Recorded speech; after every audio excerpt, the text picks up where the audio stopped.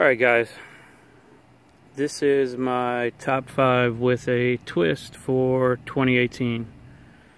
Wasn't planning on doing any of these, but I decided to go ahead and do it since In the Pocket tagged me to do it. So we're going to do Grail, Tank, Performer, Shocker, Overall, and then I have a twist for the top 5 with the twist. So this isn't the best bench to lay them on. It's not exactly going to be straight. But we'll start out with the Grail. I don't have a Grail. Never had a Grail. The closest thing I could even come to saying is a Grail is the 0804 here. I wanted this knife for a long time. I was not in a position to get it back before it got discontinued. And then once Smoky Mountain Knife Works came back out with these, a friend of mine won this one in a raffle and passed it on to me for a better than good price. We'll just leave it at that. So the 0804, that's going to be my Grail. It's the closest thing to a Grail that I can come up with.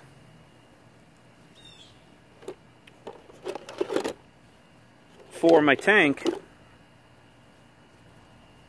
and it's funny because In the Pocket's the one that tagged me. We were looking at the Recon 1. That was the first thing that came to my mind, but I thought about it for a couple minutes. And I would like to add, before I even watched Kenny's video,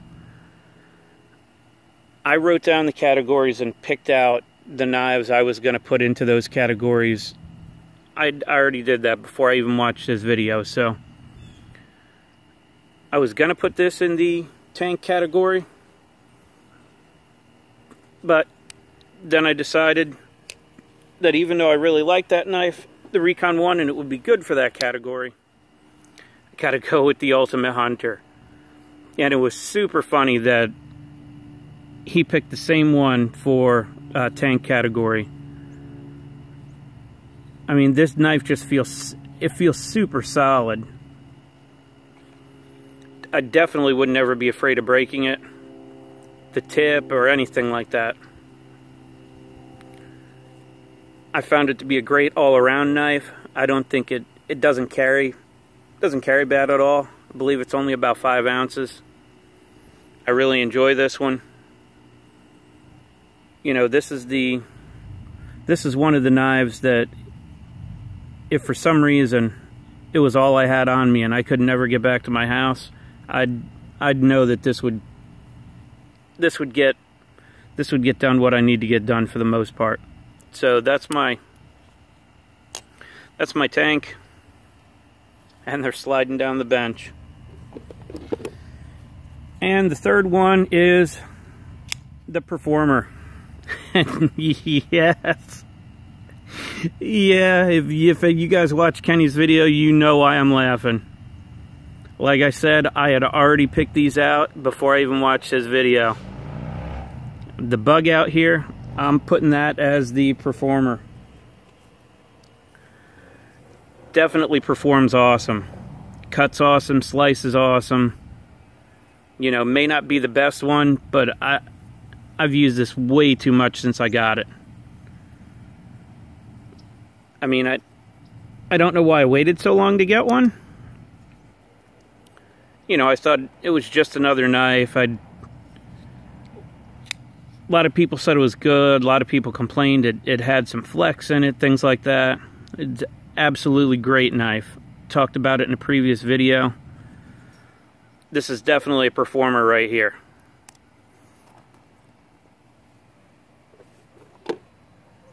For the Shocker. For the Shocker, it's going to be the full-size Benchmade Freak.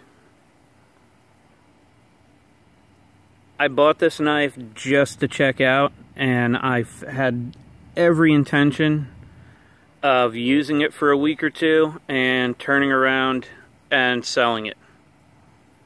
Dad that absolutely was not the case when I got it. It might have taken a few hours, maybe. You know, maybe an afternoon for me to realize that, I mean, it's just a great knife. The action was great out of the box. It's pretty thin. It's just super comfortable. The rubber, everyone talks about getting in and out of your pocket hard. This is not any harder for me to put in and out of any pants I have than like a Spyderco G10. I'll be honest with you, it's harder to get this Recon 1 because I haven't sanded under the clip. It's harder to get this in and out of my pocket than it is to get the Freak with the rubberized scales in and out. So this is definitely the shocker for me. Great knife. I want to say I saw it on the discontinued list for this year. I'm not positive if it is or not, but I did see it on there and it was in all the discontinued sales. It's kind of a shame because I have a 550 and a 551 Griptilian, and this is better than both of those. Carries better. It's more comfortable. It's more comfortable when you're using it. Blade works better. The shape works better. Everything. So this is my surprise right here. The Benchmade Freak.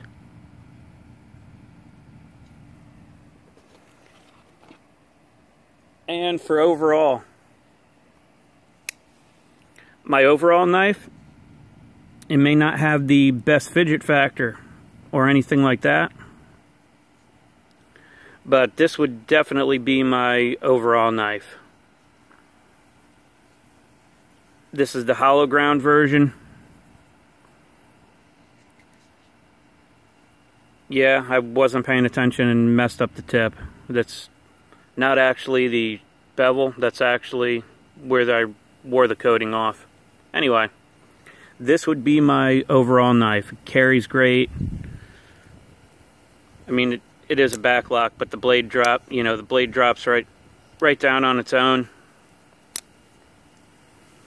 I don't mind the clip at all. XHP is super easy to sharpen.